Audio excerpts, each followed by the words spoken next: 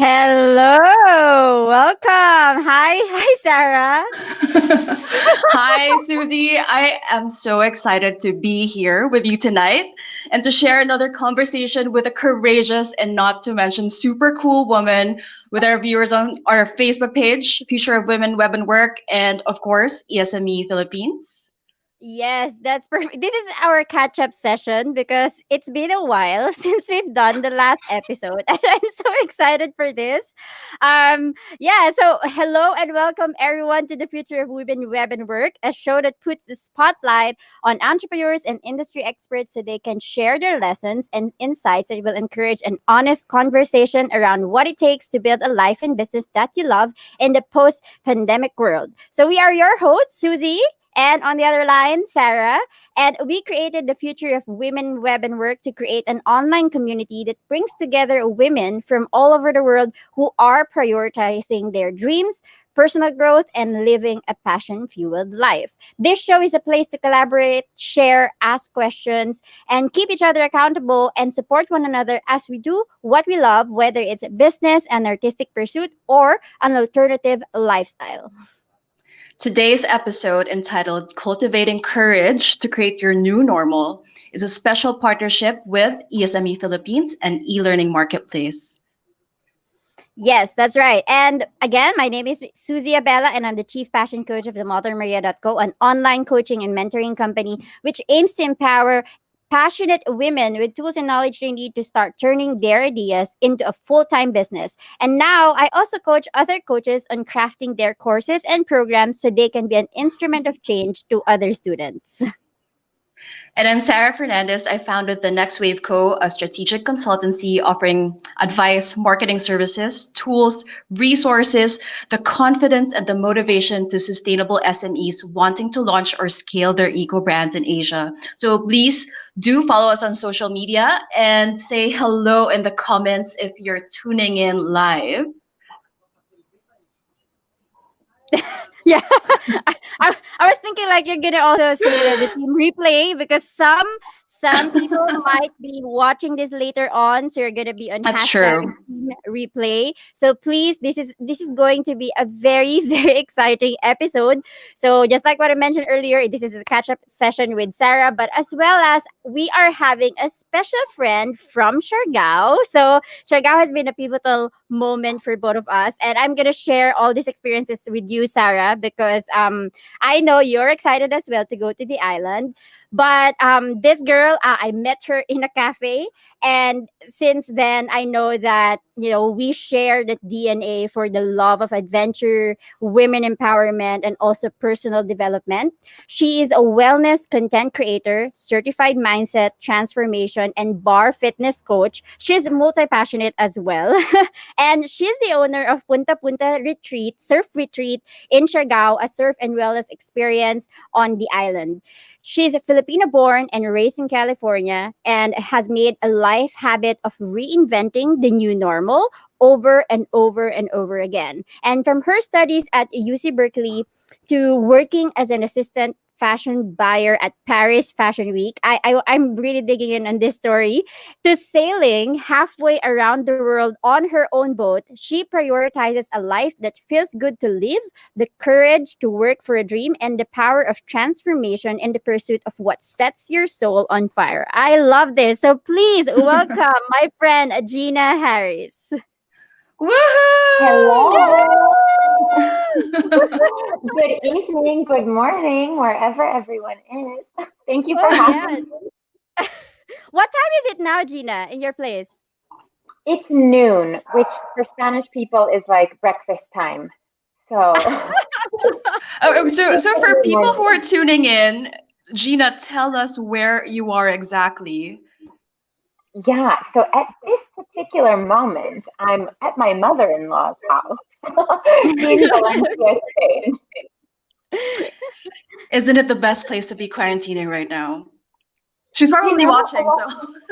I know, right? And a lot of people ask me this, like, wow, how amazing it is to be quarantining in Spain. And I'm like, you know, maybe, but I don't know because we've been in lockdown. So the only thing I know is like my bathroom, my kitchen, my living room. I'm sure Spain is a wonderful place. I just haven't gotten to explore it to its depth, like beyond my grocery store.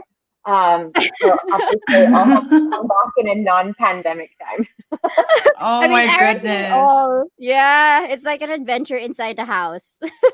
Absolutely. This experience, and we'll talk about this a lot, has pushed me to my own limits to really test out the things that I teach others to see if Hmm. everything I say really works. Yeah. I'm like, okay, in quarantine, does this work in this situation? So I'll leave that as a spoiler that yes, it does. But anyways, Okay. Yeah, Gina, I'm always curious about former fashion girls wanting a totally different life after their career run. But before talking about how you got started in that industry, will you please tell us how everything started, what you took up in UC Berkeley, and what did you do after graduating? yeah, definitely. So I'm first generation Filipina American. And when my family came to the States, they said, like, we are going to give you, all of the opportunities that we didn't have. Your education is the most important thing. And we're really, really pushing education. But since my family hadn't had a history of higher education, they also didn't know a lot. So they said, you basically just go to college, like just go Yeah. to any Yeah. college, just go.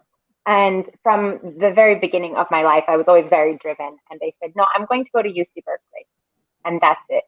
And most people, I think, when they're applying to university, at least in the States, you apply to several, maybe 8, 9, 10. I applied to one, Hmm. but I didn't tell my parents this. I just figured I'm not going to say anything. They really trust me to handle the situation, but I know I'm going to get in. I know I'll get in. And so, yeah, the day that the acceptance letters arrived, I was like sweating bullets at home. Like, oh my God, if I don't get in, I'm in big trouble.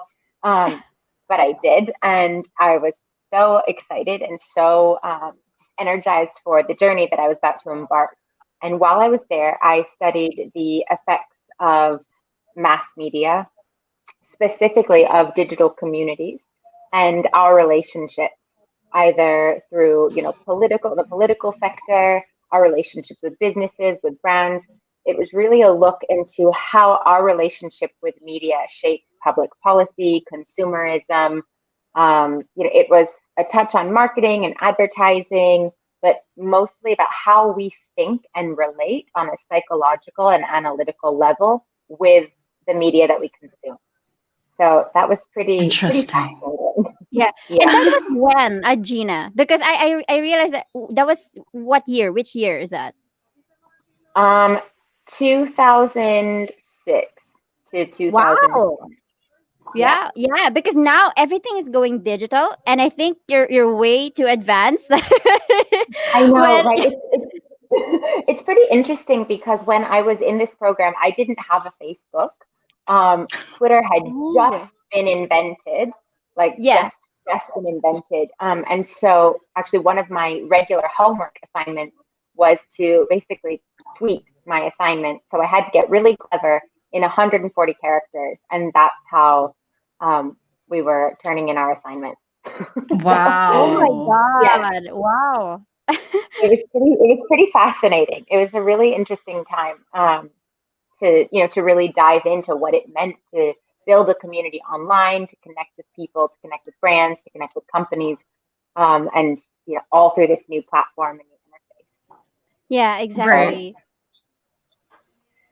so from there, I ended up working for a tech PR company. I'm from San Francisco, and so in San Francisco, the only thing really to do is to work in tech. But it's the home of the startup, right? So it wasn't my initial plan. I had always dreamed of working for like Vogue, Condé Nast, and building communities in that way. But there I was, a San Francisco girl. So I started working at a tech PR company, working for businesses that I had actually no idea what they even built. Like I didn't understand like what was a semiconductor, or like what these chips were inside of cameras. But it was a really interesting opportunity to basically humanize something that's not human. To give life and a voice and feeling and sentiment and build a relationship with a machine. So that was a really interesting challenge before I decided to take off for Paris. Wow. Let's talk about Paris, because you know how in love I am with your blog. I've been back reading your Facebook posts and back reading your blog, and you mentioned something about asking your uncle for advice before that big move. Oh, you were back reading. I was, girl. So it must have been pretty liberating for a young woman, almost straight out of college, and for a young woman to chase their dream abroad. So will you tell us a story about how you ended up going abroad to become a fashion buyer at Paris Fashion Week? Yes. So I will start this just by saying that I've had a lot of huge transitions in my life, as well we will discuss. And every single one of them started in some very unexpected way. So my parents actually got a divorce when I was in high school, and it was a really tough time. And my aunt had moved to France with her husband. And so one summer, my Lola actually told me, okay, maybe you should just go to Paris, stay with your aunt for a little while, and just kind of, recover a little bit from this big traumatic family situation. I think, honestly, at that point in my life, I could have gone to Timbuktu or like the Congo or anywhere and would have fallen in love with the freedom of being in a new place. You're 17, away from your parents. It just so happened to be that I went to Paris. So a little bit easier to fall in love with, right? So I knew from the moment that I landed that this was a place I needed to spend a lot more time. And so every year from that summer forward, I worked and I worked and I worked. I was actually working full time before I finished university. So I was working, saving, and I said, the moment that I graduate, I'm moving to Paris, and I'm going to pursue my dream of working in fashion in Paris, because that's what everyone does in Paris, right? So I'd actually or become a chef. Yeah, Gina in Paris. I know, it was like young American in Paris. It was just so dreamy. But I got there and I had no job. I was living in this tiny little apartment. We were in a crisis at this time, a global crisis, but certainly a huge one in the US. So leaving my comfortable corporate job that I got before even graduating, that just was unheard of at the time. My family was freaking out.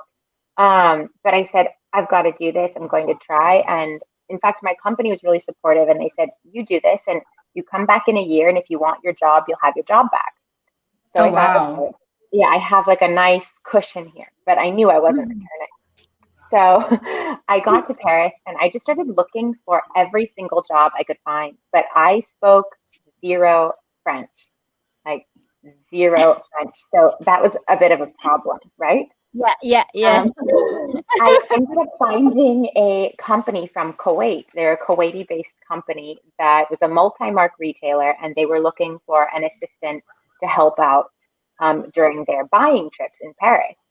And I said, like, I'm all in. And I think I must have written the cover letter of, a lifetime, because I had no experience at this point. I worked, in a couple of retail stores in California before that, but nothing to make me like a buyer.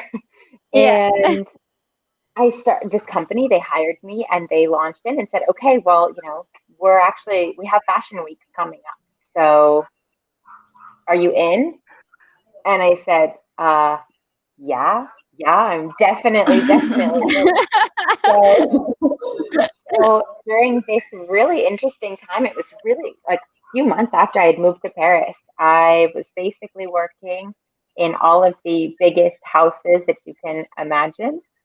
Chloe, Lanvin, Balenciaga, Marc Jacobs.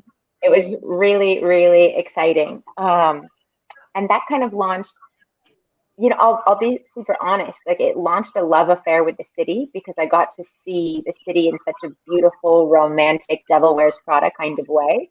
But it also opened my eyes to a side of the industry that I'm really glad I saw from the very beginning. And that was one that was not inclusive, that was not one size fits all, and really just, it wasn't a place for the empowerment that I feel like women really need. Yeah. And perhaps there are avenues to take in the fashion industry that are Mhm. more inclusive. This just wasn't one of them. And so I realized pretty early on, and they actually offered me a job to come back to them with Kuwait and travel like the global fashion week circuit. And I Wow. said no, thank you, to stay in Paris. Yeah. Yeah. I'm going to read a quote from your blog. You mentioned that values change as we change. And I feel like it's just fascinating that you realized this early on in your career. I was also in the fashion industry, in brand management. And so I got to travel in Europe and in the States. So somewhere along the way, like you would feel a nudge that this is not the place where you're supposed to be anymore, and that some things need to some things weren't aligned, right? Like what you said. So I understand why someone like you would decide to leave such a glamorous industry. But for our viewers, how do you know when you are not living in accordance with your values, and why did you all of a sudden sail the world? Is it Yeah. connected? That's an interesting story. So I guess you always have, like in any relationship, right? There are always those little red flags that tell you like, ooh, ooh, this isn't good, or ooh, ooh, you have that tugging feeling in your gut, like pulling on your heartstrings, like something isn't quite right here. Um, working as a buyer, I didn't sleep. I would be working 18 hours a day, working all of the Wow. time. I started gaining a lot of weight because Mhm. I was just shoveling food in whenever I could because you couldn't really eat in front of the models. It just didn't feel right. Um, and I was so stressed, and I felt very, very clearly that there was this huge disparity between like the big bosses and then us other people. And there was just no balance there. And, I started realizing like, okay, why did I come to Paris? I came to Paris to have a new adventure, to have a new experience, to evolve, to become a different part of myself that I hadn't accessed before. Of course, to work in fashion, that was my dream. But there was so much more to this. And I realized that that wasn't happening, that working 18 hours a day, exhausted, tired, I was really rude to my boyfriend. I never saw my Mhm. friends. Um, I wasn't seeing the city either. I wasn't there exploring, living. Drank wine desperately at the end of the day, but nothing like I thought I would. Enjoying the beauty and the sense of the city. I didn't get any of that during this time. So I realized that, okay, it is very glamorous and it's this beautiful job and you're around beautiful things and beautiful people, but I wasn't living in accordance with my mission for going. Mhm. And that Mhm. signaled to me like this isn't working. So in fact, I stayed in Paris a few more years, and I started working as a social media consultant for local French businesses that were targeting American or English speaking clients. And there I found a lot more balance working with famous restaurants, with wine bars. And Mhm. there I found like, okay, this is different. This is something that everyone can enjoy. It's affordable, accessible to everyone, and Mhm. it's something that they could take with them anywhere they went. So that was really eye-opening for me. Unfortunately, during this crisis, I actually lost my visa status while I was in Paris. Oh. So I was forced to go back to the States, and it was devastating for me. Oh, heartbreaking. It was heartbreaking, heartbreaking. I had a boyfriend. I had a whole life. I had my whole life in Paris. And Yeah. I never planned on leaving at this point. It had been 3 years. I spoke French fluently by now. And I thought, this is Ooh. my home. And yeah, love teaches you languages faster than anything.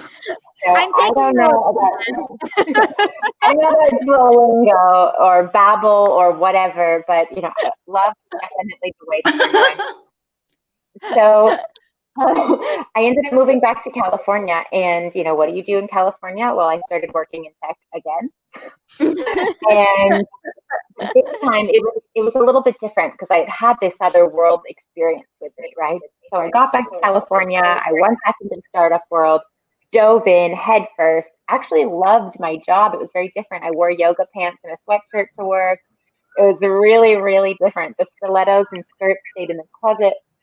Um, but then there, after a while too, I realized, okay, this isn't fashion. This is something else, but there's also no balance here. And I'm also working 18 hours a day. And I'm also not living the rest of my experience. I'm not using the rest of my senses beyond my computer in this office.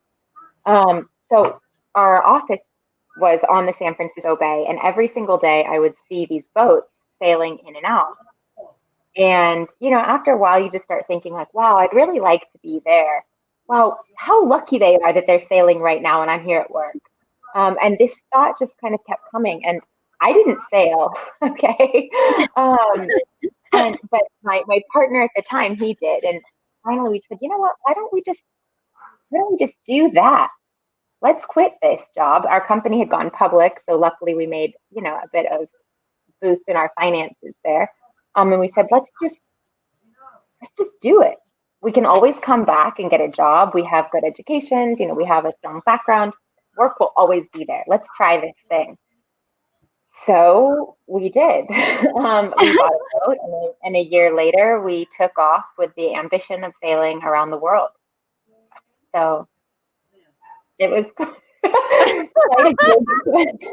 quite a big change. And when I look at the scope of my life, and you'll definitely see this throughout, my Instagram, for example, it's like the phases that I had been through working, tech startup San Francisco, super high fashion Paris, tech startup back in San Francisco, but like Google-esque, dogs running around, yoga, activewear, and then, here I am, a world sailor. It's like,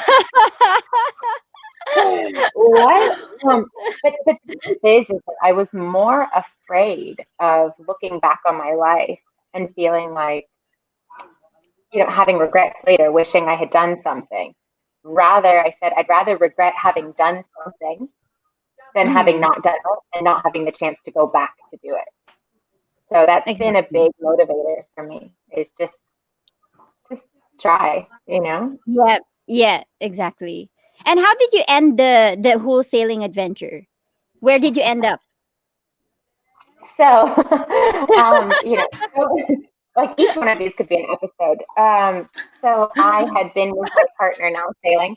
And if anyone has lived now in a lockdown quarantine with other people, it can be tough to be in a confined space with someone else for a long period of time. So we had been traveling now for a few years in our boat, which is like pretty small, So by the time we made it to Fiji, it was time for me to quit the trip and move forward. And admittedly, it was really hard because I had made it halfway into the now life goal of mine. It was a huge accomplishment. I mean, this little Hapa girl from California who had never sailed a boat is now suddenly halfway around the world, like doing her thing. It was just like I had accomplished so much at this point that it was really hard to let it go. Absolutely. And I think a lot of people go through that, is you're pursuing a dream and you're chasing it, and you get there and you're kind of like, okay, I have it. It's not completely what I want. Like, do I let go and risk losing everything? Do I try this other? It all feels very uncertain and unpredictable. But at that point, I knew, like a job, the ocean is big and I can always find myself on another boat if I really, really want that. But at that point, my mental and emotional health was more important. And I decided that my journey on the boat would have to stop there. And I went to Siargao. Yes. That was the cue, actually. Yeah. Wow. So now I'm interested. That was the cue. There I went. And well, the rest is temporary history. Sarah, you were about to say something? No, like Gina, you remind me of this colleague of mine in Germany. She decided to sail when she got pregnant. Ooh, that's even challenging.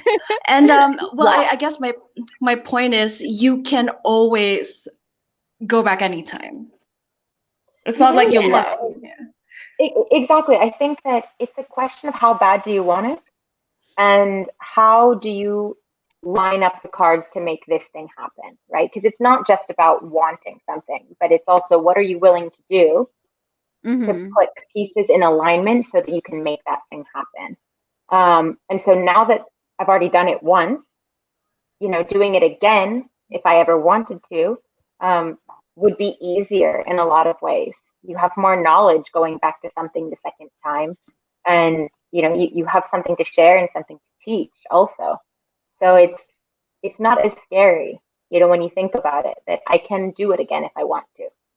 Yeah, absolutely. Yeah, I agree with that. And now because we've mentioned about Siargao, so now let's talk about the island. How did you end up in Siargao after the sailing? So did you actually miss the beach and all the ocean? It's really fun, right? Like I have pretty much lived like forever now by a beach, and everyone asks me, like, aren't you ever sick of it? No. What do you mean? What is there to be sick of? No.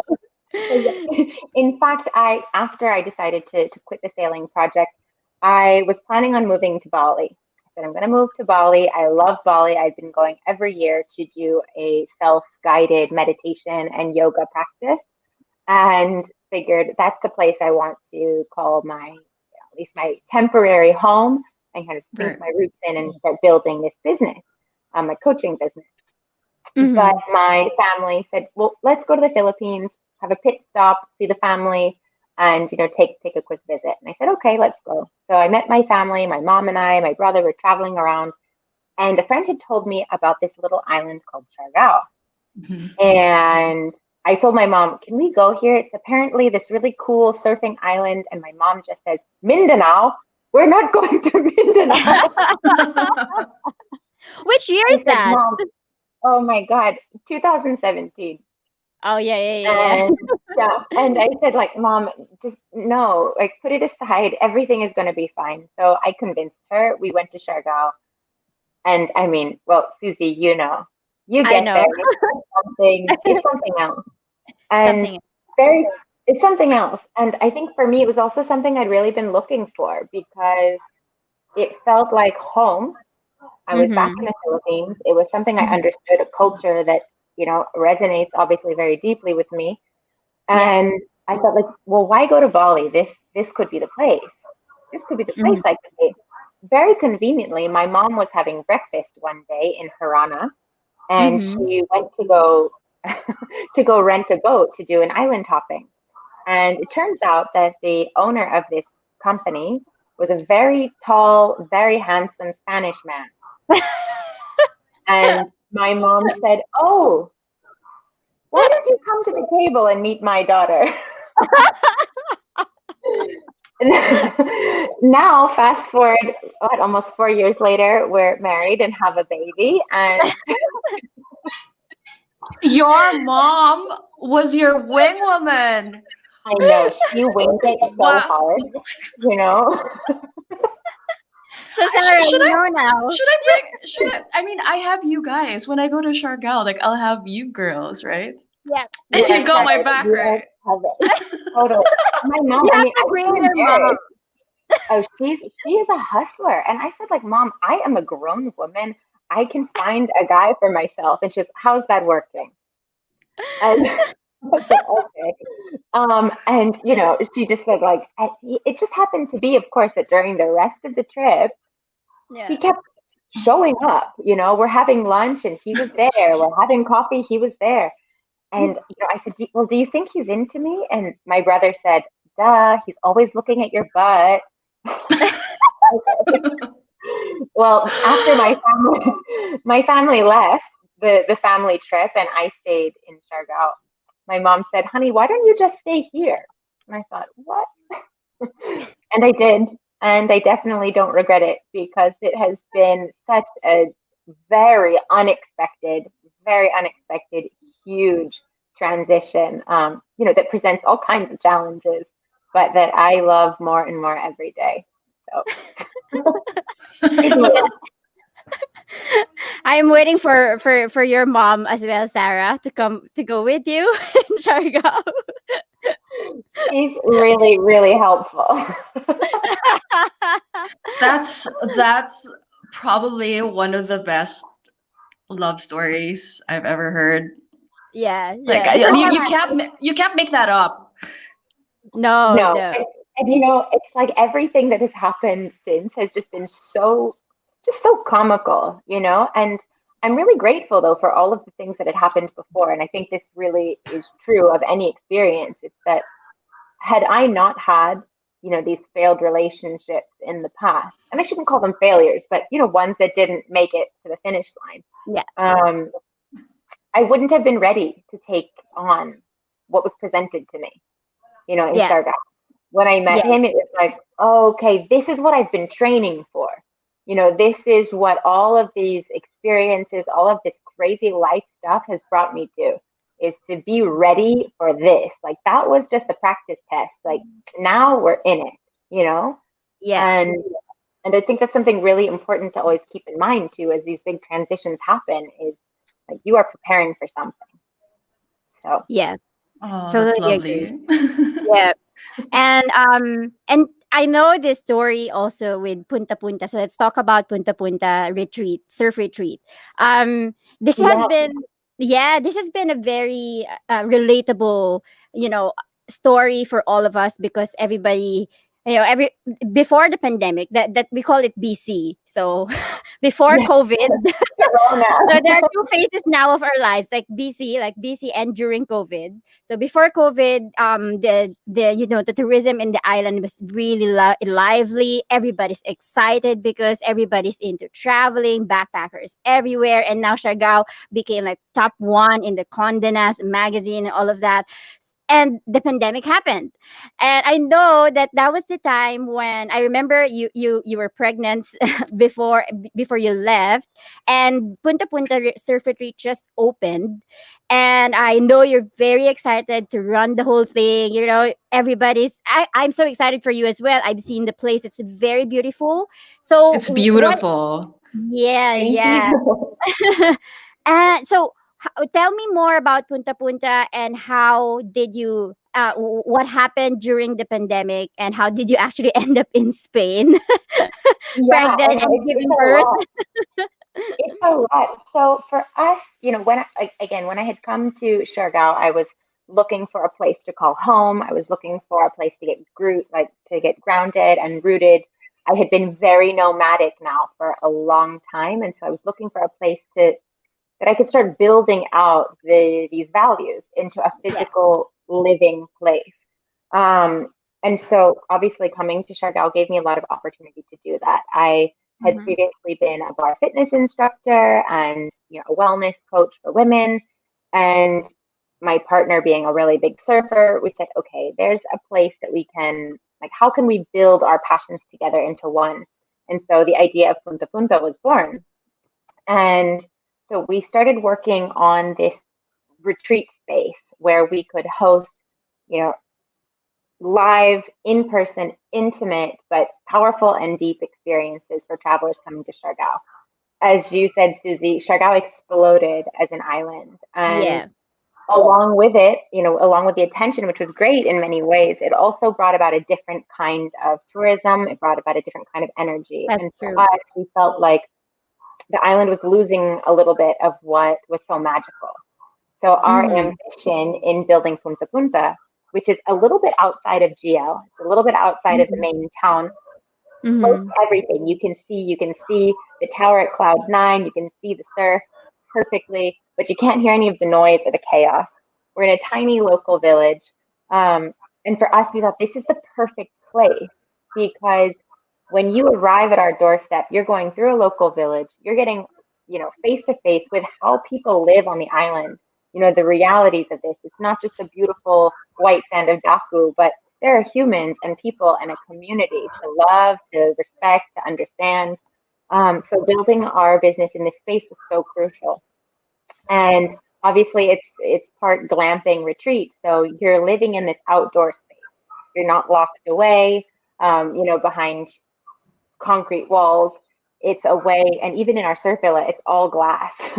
So Yeah. you bring the outdoors in. You are there to live and to breathe and to experience the magic of Siargao. So we were really proud of what we had built. And we were so excited of this from basically our very start. We got straight up to #1 in booking, Airbnb, 10, ratings, 5 stars. We were so proud. I also got pregnant. So we're celebrating. And so we decided to actually have the baby in Spain. My partner's family, they're all doctors here. So we knew that it would be, very intimate personal care coming here. We obviously did not know that there would be a pandemic. So the plan was to come to Spain, have the baby, turn around 2 months later and go back to the island and have him surfing by 4 months old. That was Yeah. the plan. But in my last 2 months of pregnancy, the country went under a serious lockdown. So, and we thought, okay, I'm too pregnant to fly back. Like the airline won't even allow you to get on the plane at this point. So we were here stuck and waiting. And at that point, non-citizens weren't allowed to enter the Philippines. So my partner couldn't come in. And we weren't going to leave him. So we've just been here in Spain, kind of waiting to see how the rest of this plays out. I don't know which is worse, Spain, being stuck in Spain or the Philippines, but these two countries weren't the best at handling the pandemic last year. And so I feel for you. I can't imagine being pregnant during these times. Yeah, it was just, and because I think had I not been pregnant or welcomed a newborn, we would have maybe done things a little bit differently. Because, my son wasn't my only baby, right? I had just opened my business, my dream business that I was working my whole life for. That was our first baby. And so we felt a lot like we had just abandoned it out into the street. We have an amazing team that's there and they're taking care of things. But it's very different than being there, being with the people, protecting what it is that you love and that you built. So that's definitely been part of the challenge. Yeah, I'm sure, Susie, you feel that too, no? Of course, yeah. We had like an hour of talking about this with Gina. We didn't even talk about the show. We were like, no, something's gonna happen. We have to go back there and all that. Yeah, it's kind of frustrating. In all aspects, to be honest. But yeah, this is why we're having this kind of discussion, because we're gonna deal with the new normal, and that's it. That's the thing, because the worst things happen, and then that's how you test if the proper system is in place. In political aspect, and we're not gonna talk about that, but I know now it's a big lesson for all of us. Like we have to prepare. Well, not really prepare. You can't really prepare for something, but at least like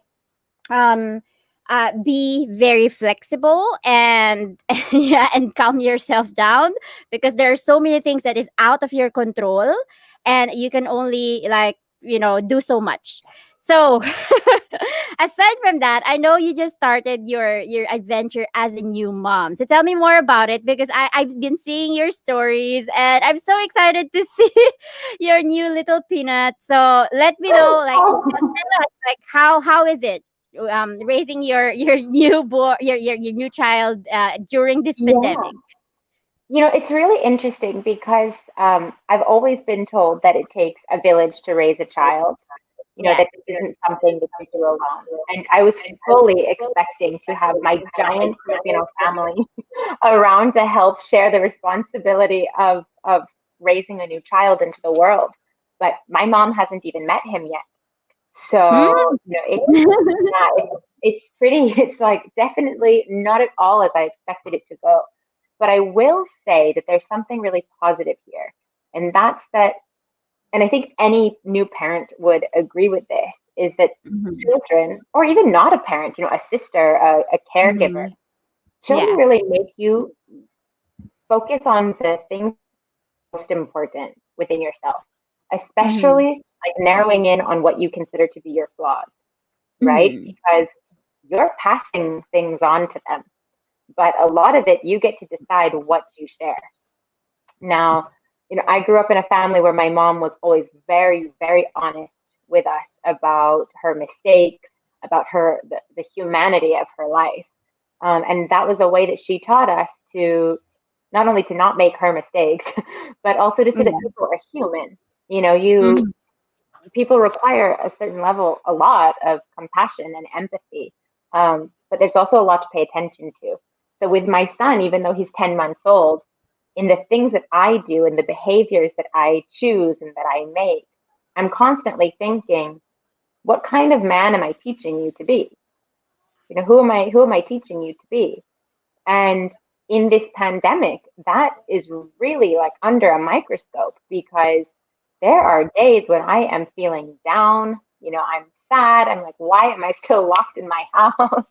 Like, I miss my home. It's just, everyone has gone through these like levels of anxiety for the pandemic, but I have this little wiggly sponge that's picking up on all my energy, all the things I'm saying, everything I'm putting out there into the world. Even though he's just a little baby, they know a lot. And so it's putting me in check. Like, okay, are you going to sit around and mope all day in your pajamas, or are you going to like woman up and find a way to change the narrative here and to change the vibe of the house? And it's really important because he knows. And this is something that, it's impacting him, like I'm saying, but it's also, this is a huge growth opportunity for me to say again, like, I'm working on myself constantly. And I think that he makes me every single day a better person through all of the challenges that we're facing together.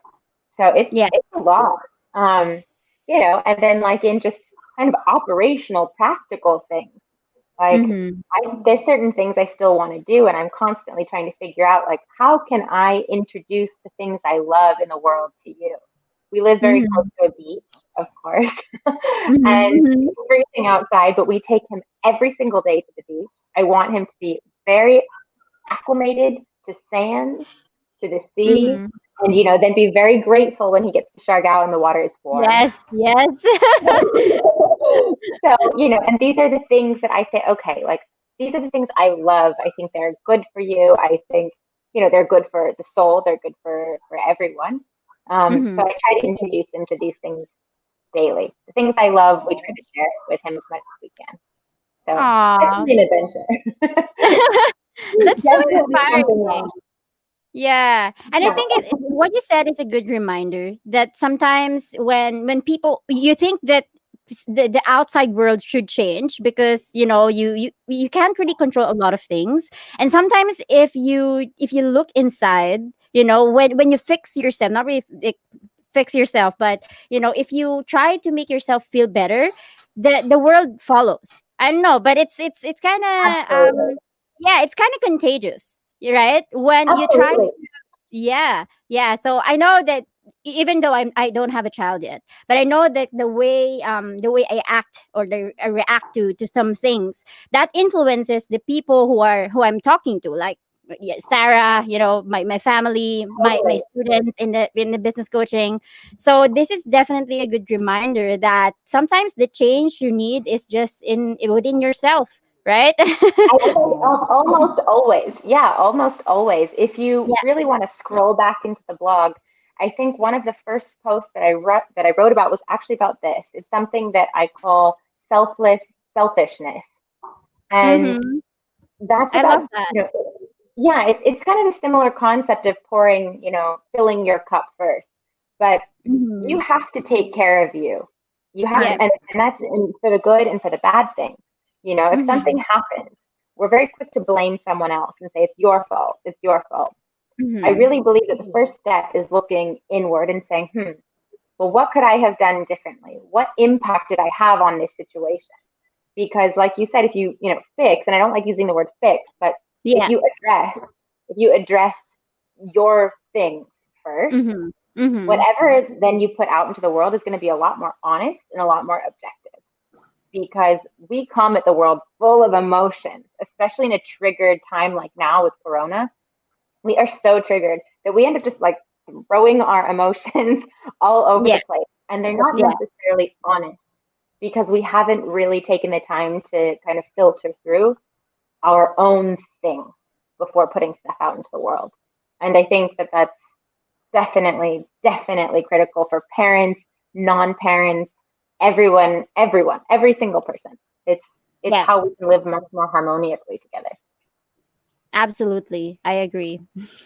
And I think also just holding space for whatever emotion you're feeling. It's not, we don't have to figure things out right away or Mhm. fix things. I Mhm. think part of addressing it is just acknowledging that it's there and, like, just give it love and space for the time being. Absolutely. Absolutely. One of the things that I tell a lot of my clients is to put words around it.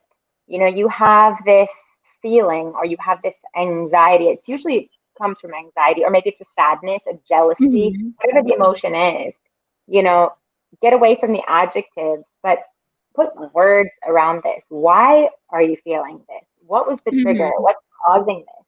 I often Mhm. do this by writing a letter. So I'll write a letter to someone maybe I respect, to my Lola who passed away, or to my Mhm. grandchild or something, and I'll write a letter because I think in that way we can also be much more objective.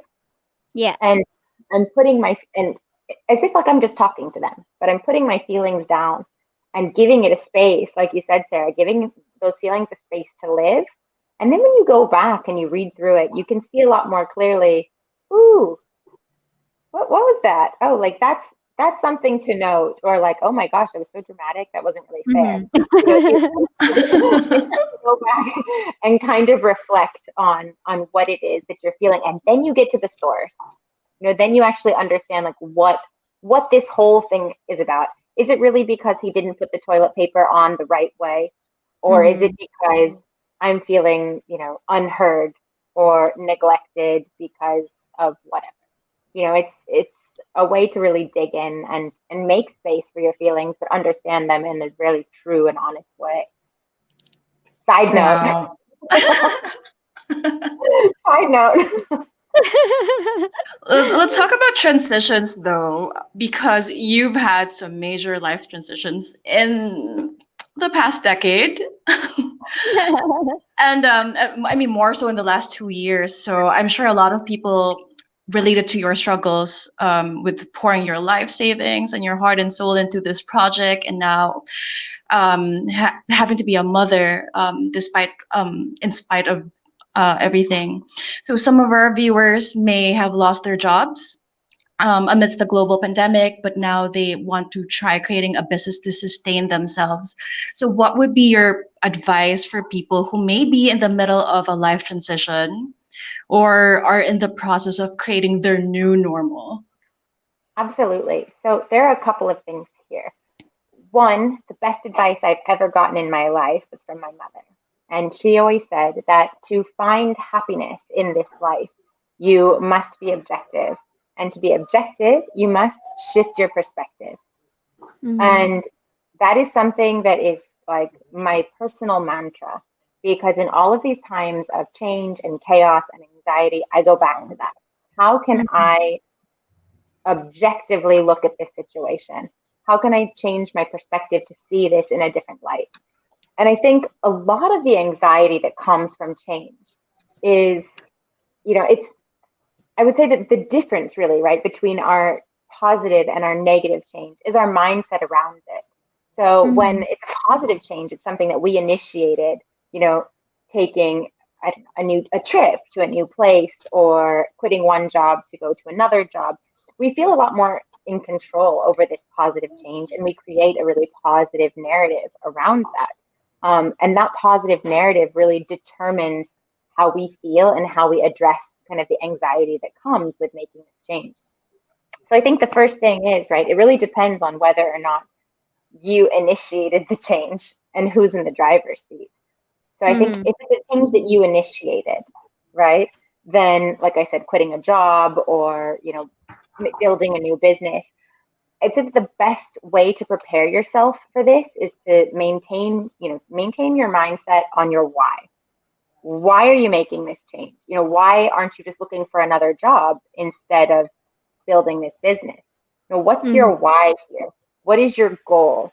You know, what are the ways that this is going to propel you towards the life that you want to live? I think that remembering our why, getting into our purpose, is our anchor into our values and to make whatever reality that we're in a lot more honest and objective. You know, and then if you didn't initiate the change, which has happened to most of us in this pandemic, I think the most helpful thing you can do is really to, you know, create anchors to hold on to and to understand like why you're getting this anxiety. And for most of us, it's, you know, there's no money. There's no money coming in. So then, you know, and once you're really objective about that, what is causing this anxiety, then you can open your mindset to finding out new ways to explore other avenues for abundance, for wealth, for joy, for happiness. You know, so if you're someone who has lost your job and you decide, okay, I'm going to make my own business now. Well, that's really exciting. And it's a super huge opportunity that you might not have done without the pandemic, you know, and so the pandemic might have been the impetus for shaking up your world to really push you into courage. Because a lot of us, we want to do things, but we're not taking that step towards courage. And this is kind of the universe saying like, you're ready for it. Go, now go do it. So it's, you know, definitely remembering your why. Why are you in it? And, you know, how you can anchor yourself to feel more grounded amongst the turbulent times. And what signs do you look for you to know that the universe is saying that you're in the right direction?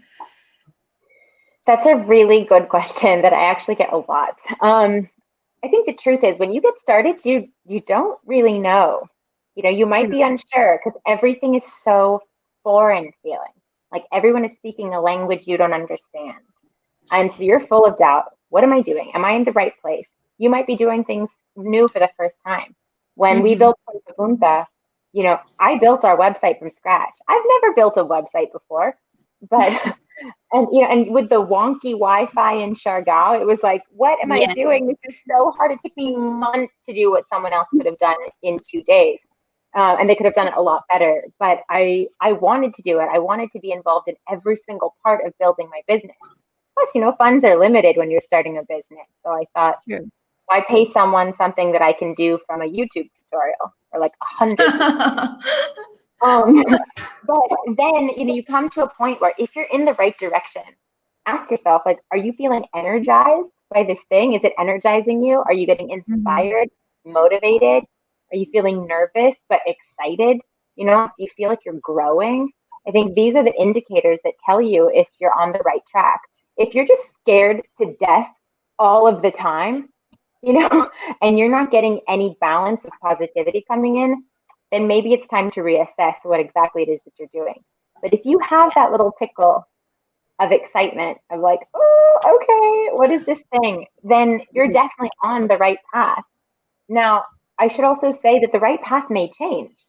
You might start off and say, okay, I'm going to build an online, you know, an Etsy store to sell masks. I'm great at sewing. I'm going to make masks online. You might start doing that and then realize, well, like everyone in the world is selling masks, but now I'm already here. So maybe there's something else I can do, you know, and so you might evolve in that process. Hopefully you do evolve in that process. And then you're going to be at another point of transition and change.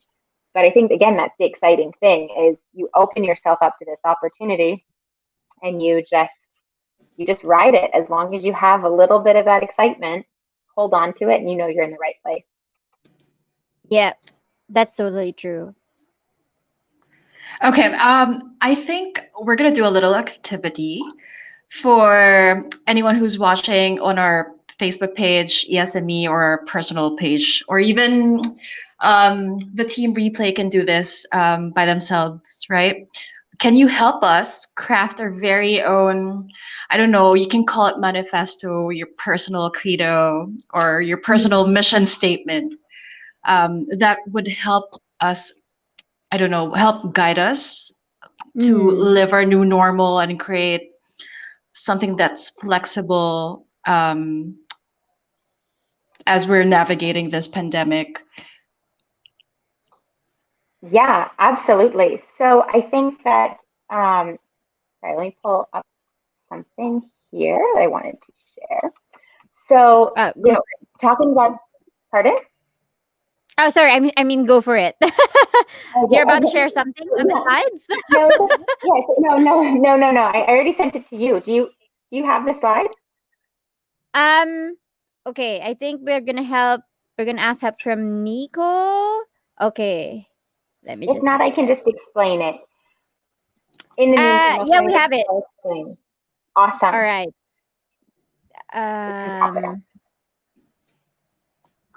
Hmm.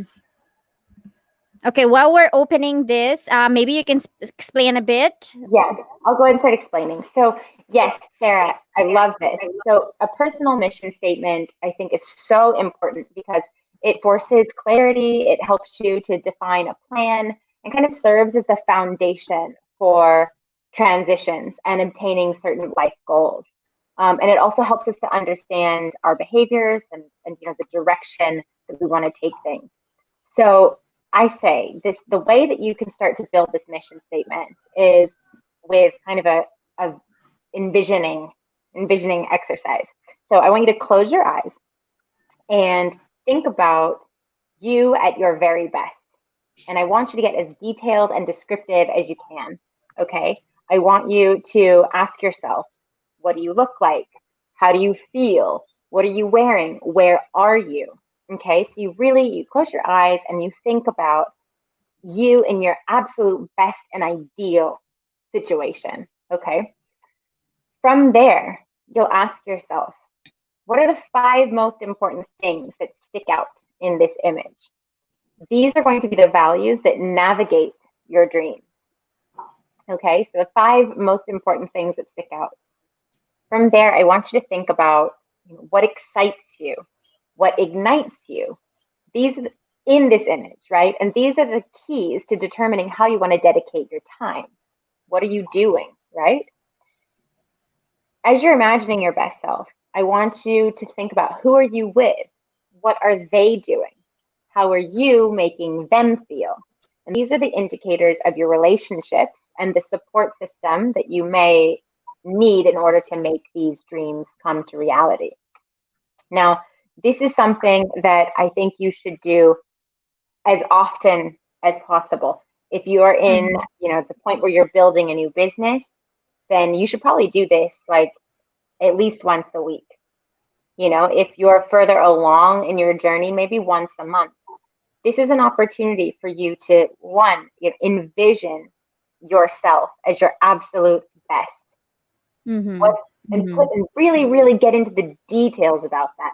Not just like, what's your favorite food? A hamburger. Well, tell me about that hamburger. What kind of bun is it? Is it gluten-free? Is it dairy-free? What's inside of that burger meat? Or is it a vegan burger? What kind of lettuce do you have on there? What are the condiments? Where did you get the condiments? What plate is it on? What's the environment? Are you in a restaurant? Are you in a beach shack? Did you make it at home yourself? I really want you to get like deep into the details, because this is how you're going to know who you see yourself in your most ideal form. And then when you start honing into those details, that's how you're going to craft this mission statement, right? I am this. I am that. I treat people this way. And you make them I am statements, affirmative statements, not something in the future, not I wish to be or I hope to be. You make these present statements. And as you go back to reevaluate this, you might notice that some things changed, right? When I did this exercise not knowing far before I became a coach. When I did this very exercise, 17 years old in my bedroom back from Paris, I can tell you that the dream was very, very different than it is today. And that's a really amazing thing because, as I put here, first you're envisioning this and then cultivating this dream. When you're cultivating this dream, these are the elements that you need to put into place to make them happen. What are the things that you're actually, the steps that you're going to take? Because it's really great, right, to have a vision. I have this vision. Everyone says to make a vision board with your pictures and inspiration. That's great. But what are the actions you're going to take to do this? For example, if you're eating that burger with friends and, you're making each other feel great and you're laughing and you're having an amazing time and you feel safe and secure and comfortable, well, then you need to look at your real, like your life right now, your present life. Are you calling those friends? Are you checking in on them, seeing how they're doing? Are you creating, cultivating, building relationships with them? Because those are little action points for you. If your social circle, let's say right now, that is so powerful in your vision, if it's not what you have in this present day, well, ding, ding, that's an action statement for you. That's something, an avenue to explore and to work on. And I'll tell you that this was something that specifically was really important for me throughout my journey, is that some people, maybe you don't require that support. Some people, my sister, she's a person like this. She needs to be alone. When she's in her like dream mode and she's like the best version of herself, quite honestly, she's not with many people. She doesn't have the distractions. And she's like, I feel horrible saying that, but I feel my best alone. Like, there's nothing wrong with that, you know? Whereas for me, I'm surrounded by incredible, empowered, like strong, tough, courageous women. But when I was sailing, I was surrounded by 0 people. Mm-hmm. And it was really hard to cultivate that when I literally saw no one besides like fish and birds and so that was an indicator for me. Okay, maybe I need to get to a place where I can develop these relationships. And in the meantime, check in on my family, my friends, ask them how they are more often, have heartwarming conversations. These things are really important. And then, like I said, reevaluate, go back to this over and over and over again, because this is going to be the way that you stay honest and objective with yourself about what it is that you're trying to build and to create. Because if I was still holding on to my, my mission statement from 2010, well, that would not be very applicable today because I don't have one pair of high heels in my closet. No, not anymore. I mean, somewhere, but most of our days barefoot. So, in fact, my partner, he went all the way to Siargao, the neighboring island, without shoes one day, and he got there and he said, "Oh my goodness, like I completely forgot my shoes." Our manners. But yes, this mission statement exercise is so powerful. I give it to every one of my clients, and it's something that we revisit throughout the program. I have an 8-week program, and we revisit it at several points to make sure that those values still align. Because like you said in the previous blog post, we evolve and our values evolve. And that's a good thing. It's a really good thing. We don't have to stick to the same version of ourselves for the rest of our lives. But we'll feel a lot more lost and out of control and ungrounded if we aren't conscious of that evolution and conscious of that change.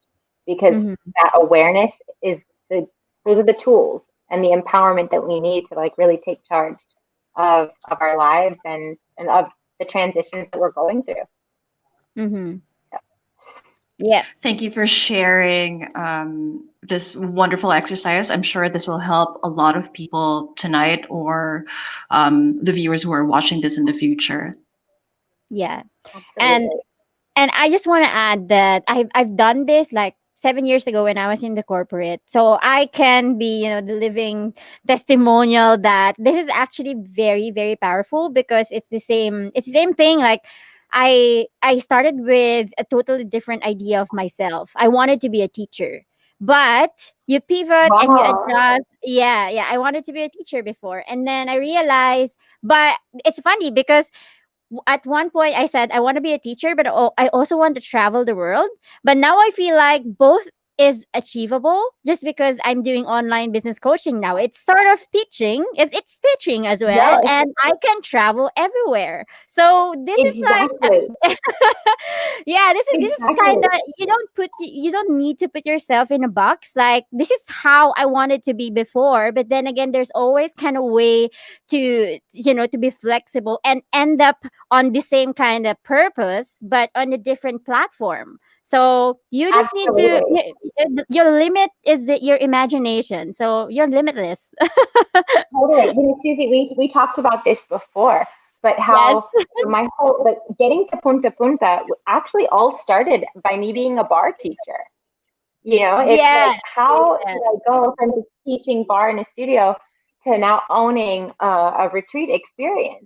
But it's exactly what you're saying. You have these evolutions where you want to do this thing, and maybe you take different paths and you go on different directions, but ultimately, not always, but sometimes you go back to that main purpose. It just looks different. Yep. It's Yeah. Mhm. Absolutely. um, Yeah. and it's fulfilling. It's really fulfilling, that whole journey that you take to get there. Now, when I look back on my own past few years, all of the elements that took me to building this business, it was like, wow, of course this is what I'm doing. Like, of course this is where I'm at. How could I do anywhere else? You know? Yeah, yeah, yeah. Totally agree. So, yep, we're gonna need another episode for all of that. But I'm interested because Sarah, well, read about your blog, Cactus and the Wave. So I want to know more about it. How did you start it? And also, you became a bar fitness coach as well. So these are all the other transformations that happened on top of Yeah. all the things that you've said earlier. So I want to know more about this.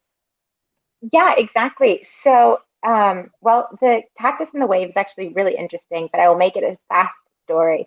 It Mm-hmm. was the day after Christmas, I don't know, 2015, I think, and we were sailing through the Sea of Cortez in Mexico, and Mm-hmm. it looked like there was going to be a big storm coming in. So we were admittedly a little bit hungover from Christmas champagne and had to take off really early in the morning to try to find a protected shelter because, your boat is your home, but you can't just be out in the middle of the ocean. So we were trying to find a protected space to go to wait out this storm. Unfortunately, the closest thing was a few hours away. So we took off and we were making our way towards safe shelter. And suddenly the weather just changed really, really fast. And, as we all know, especially living on an island, forecasts are really, like, not very helpful. um, they might say that it's going to rain tomorrow, and then boom, today here it comes. So that's kind of what happened to us. And all of a sudden, water was coming over the front of the boat. And before I knew it, the boat was filling up with water up to my knees. And Wow. That's yeah, and scary. it was really scary. And I remember having that quick flash of, like, is this how I'm going down? Like, is this how I'm going down? I haven't even called my mom to say goodbye. But in that moment, and this happens, I think, with everyone in a moment of, like, stress or chaos, it's a huge growth moment, right? In that very second, my partner and I kind of saw a different side of ourselves, whereas he was freaking out. And he was always he was the one who was the sailor, right? He was the sailor and he was strong and able bodied for this, but he was panicking. He was preparing the life raft, like, we're going to die, we're going to die. And there I was, not the experienced sailor, but I said, like, I'm not going down without a fight. And I said, grab a bucket.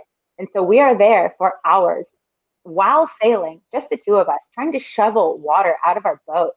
And we don't know where it's coming from. We just know that, like, it looks like the Titanic in here. And finally, we made it to a safe shelter. And we are exhausted. All of our food, every single piece of our clothing. And mind you, it's really cold in Mexico at this time of year. So I was, like, in Uggs and a wool sweater, and everything was soaking wet. We Oh, had not one single dry thing. It was freezing. And all of our food was soaking wet. I mean, it was a complete disaster, but we made it alive. And as we got to this place, I got off the boat and took a walk around at we were in the middle of nowhere. And there was just this huge cactus forest. And I remember standing there next to this cactus that was like 80 feet tall. I mean, this is huge, powerful cactus, huge. And I'm looking down, into the bay at my boat. It's alone. We're the only people there. I see my boat and I see these crazy waves passing by. And I'm thinking, like, I'm standing between these two huge, powerful forces of nature. And they're, relentless, and they come out of nowhere, but they grow and they're strong. I mean, a cactus grows without anything, right? You don't water it. It can grow in the desert, and they thrive amongst and despite all of the elements. There I was, standing, surviving. Alive. Yeah, alive. Able-bodied. I was shaking, sure, but I did it and I made it. And I felt like, okay, I'm here between the cactus and the wave. I am just as resilient. Yeah, I am just as powerful. And that for me was, I knew this is a story I need to share. Like, we are tough, strong, capable, powerful beings. And women just don't get the credit for that, but we are. And that was something that I knew, like, okay, this is it. So then that takes me to barre. I was a dancer. I was a dancer for many, many years, and I started teaching barre. Actually, I got introduced to barre as part of my recovery after a dance injury. So again, like another thing, huge life transition. 10 years ago, and I suddenly couldn't dance anymore. And barre was part of my recovery. So I eventually became a teacher, and I'd go into the studio and I'm with these women who, again, were powerful and strong, and they showed up, and my class is hard. I'm not going to lie. It is tough. But they came every single day, sometimes at like 5:30 in the morning or, 7:30 at night after a long, hard day at work. But they were there constantly dedicated to being there for themselves, And as I was talking to these women, I realized that the thing that was so impactful, the thing that really brought them there, it wasn't so much that they were there to get a six-pack or a nice, like, firm booty. They were there for something much deeper, and that this studio space, gave them so much more than just the physical component. And that's when I realized, like, okay, the conversations that we're having are evolving, into something so much deeper. And that then brought me to say, okay, I think I want to be a transformation coach where I can create my own method that is going to combine cultivating adventure and, and excitement and a life worth living, right? And it's also going to combine the fitness aspect, because movement is critical. But it's also about your mindfulness. It's about your mindset and how you approach every single moment and aspect and day of your life. And so from barre, I ended up into being a transformation coach. And then, of course, Punta Punta was a physical place where we could combine all of these things together. And, it was just that progression, like I said, these huge, crazy life transitions brought me to where I am now. So really inspiring. Thank you. Sarah? Yeah, I guess. Yeah, for everybody going into some sort of transition right now, I mean, every day we are evolving, and who knows what's gonna happen in the coming months, right? What would be the advice that you would give our audience? Any advice that you'd like to share tonight? I know you've gone through a lot. I'm sure you have a favorite. I don't know, like, aside from the personal mission statement, right? That's really helpful. What else can you share to our audience that would probably help them? I think definitely there are two things, right? One is something I said before, and I really mean it when I say that the key to finding joy and happiness in this life is being objective. And to be objective, you must change your perspective. And I really, really hold on to that. I think it is such a governing and powerful force as a reminder. I would also say something hopefully that is comforting, but is very true, is that every transition, every single transition is an opportunity for change. And that change is an opportunity for growth. And, you know, growth is not always pretty, and it's certainly not always fun. And it can definitely be scary.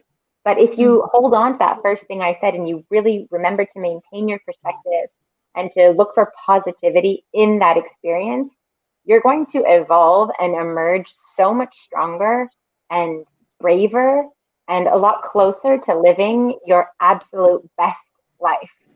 And so I think really, you know, remembering that, maintaining your perspective and holding on to what you can find that's positive. And, you know, it's temporary. Like if a transition will say anything, if you get one thing from this, everything is temporary, you know, the good and the bad. So hold on to it, learn as much as you can, and use that fear, that, you know, the nervous energy to ignite you to getting closer to the dream life that you want to build. You got it. You have it. It's totally within you. Thank you. Thank you. I felt like I needed to hear that. Thank you, Gina. It's true. It's so true.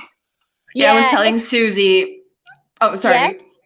What's No, that, I was just gonna tell Gina that when I found out that we were going to sit down with you, I was like, dude, this is the exact thing they needed to hear the last 2 weeks. Like, no, I'm not even kidding. I think it's really easy for us to get so caught up in this, especially in a situation like Corona, where this is not our fault. You know, we did nothing to bring this on, right? And we have no idea when it's going to end. And when it does end, we don't know what it's going to look like. So there's so much uncertainty right now. And so I think that this is, you know, an opportunity for us to really cultivate the practices that we need to get us closer to where, you know, to the life that we want to live. And this is the time to do it where it is hard, you know, like, especially if let's say your dream is to be a nomadic traveler. Well, man, this is going to be a hard time to do that. But there's so many things that you can do to get yourself ready for when that opportunity presents itself. And it's a matter of really honing into that. It's tough. I know it's not easy. But you totally got it. Yeah, I agree. And it's like, you know, a lot of people think that every day is just the same thing, but to be honest, like every day is like an opportunity for you to change something, you know, to be adventurous, even at your own home. So you can, a lot of people are, you know, going through a journey, like changing their jobs or changing their lifestyle. A lot of people became really into, you know, a lot of yoga because people are seeing the importance of meditation or just working out because you have to sweat all the anxiety out. So all of these things. Totally. Yeah. So Totally. you gotta be adventurous. And I'm getting you, Gina. Like I feel like we need the transformation, and every day is like an opportunity to transform yourself. So we're not stuck. It's just all in our heads. Really, it really is. And, you know, like, again, that's something so hard to remember. But I think sometimes, you know, the more restrictions we have, the more opportunities we have to get creative about that expression. And it is tough. Like, it is so, so tough, especially when you're a new mom and you're really, really tired and you just want someone else to bring you food, but no one can come within 6 feet of you. You know, it's like you definitely have to get creative about how you're going to cultivate that life and how you're going to cultivate these experiences. But it's definitely possible. It's just you got to be creative, you know? Yes. Yeah. I'm so inspired by you, Gina. You know that. And I wish I could. Same. You're doing good as a, you know, as a mom, as an entrepreneur. My God. As a role model. Yes, Thank exactly. you. Oh, that means so much, you guys. Thank you. We need this.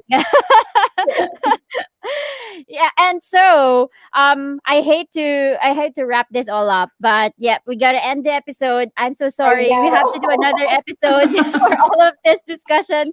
And I want to know, Gina, like what are the events coming up? If you want to promote anything, like the blog and your social media, please use this platform.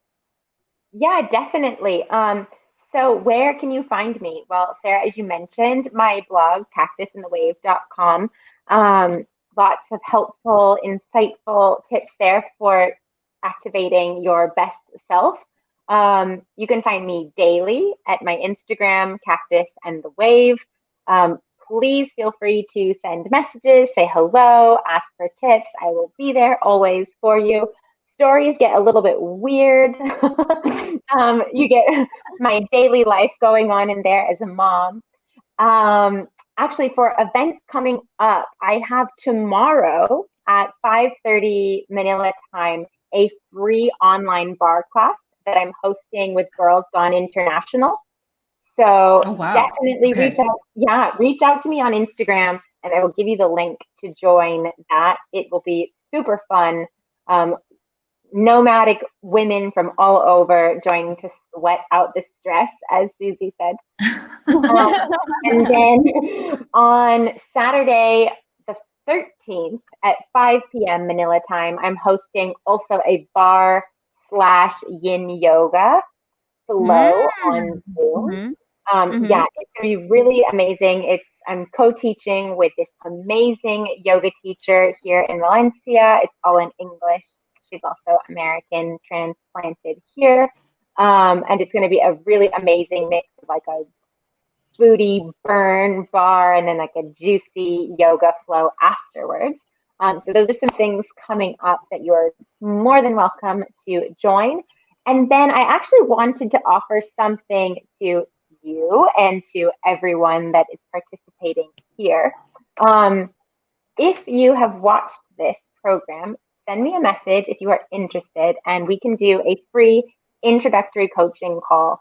If you're going through some kind of big transition right now and you just need a little bit of guidance, a sounding board, I'm happy to offer a call to anyone that is interested to give them some more tips personalized to their situation, and see how that they can get closer to cultivating their best life. So again, just reach out to me on Instagram, Cactus and the Wave, and hopefully I'll see you out on the interweb very soon. Woohoo! That's very generous of you, Gina. I guess my biggest takeaway from this is we're going to memorize it from here on. To be happy, you must be objective. And to be objective, you must change your perspective. What's your biggest takeaway, Suze? This is not really a takeaway, but we missed to talk about this. But when I was talking to Gina on our previous meeting, she said one thing and that I really took note of, and she said like you have to carry your joy wherever you go. So I think this is really powerful. I know it's not mentioned, but this is all like the summary of what we have discussed earlier and what Gina shared from all her stories. Like there's so much there's some similarities on our experiences. Like we try to replicate that. For instance, we are both missing Siargao, and we try to kind of replicate that kind of feeling that we have on the island, even though without the beach. Or well, Gina has the beach, I don't have the beach, but it's like it's like an adventure. When for me it's like going out every sunset, like just seeing the sunset like at 5 p.m. This actually replicates the feeling, that joy. It's just like what Gina said. Like you have to follow that kind of energy that makes you feel alive and makes you feel free. It doesn't have to be on the specific place, or you have to travel, but sometimes you just need to replicate that kind of feeling. So you have to carry your joy wherever you go. So yeah, so that's my takeaway from all of this. All right, everybody. If you've enjoyed today's episode and if you want to be a hero in your own story, there are more content like this at ESME's Facebook and YouTube pages. Please watch out for Future of Women Web and Work episodes in the coming months, we have exciting episodes lined up. And if you think this episode will help someone you know, don't forget to share this to your friends. We'd love to know your biggest takeaway from today's topic. Type them in the comment section and we will read them. Yes. Thank you all so much. And I hate to end this episode, but but it has to be ended. So thank you. And we'll see you again next time. This is Susie. And this has been Sarah. You are watching The Future of Women Web and Work. See you in the We'll future. see you in the future. Bye. Thank you, G.